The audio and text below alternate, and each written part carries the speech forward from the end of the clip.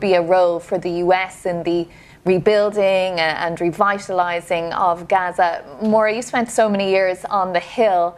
How will that actually come into force? Is that something that the President can just unilaterally state like this, or would there be a role for Congress, for both parties to agree to that? But as we have learned with President Trump, he tends to go rogue and say things that he wants to have, and he tends to make them happen for himself. So we'll see. It depends on how much pushback Speaker Mike Johnson and Thune want to weigh in, and if they want to have a role. Because at this point, the way that things have worked out with this administration, from the get-go, he has, the Supreme Court gave him immunity. And so really he does feel as though it's emboldened him to feel as though he can do anything he wants to do without any guardrails and anyone to really be able to stop him. So I do think that he's going to take this victory lap, regardless of how these details flesh out. Today, this is a win for him.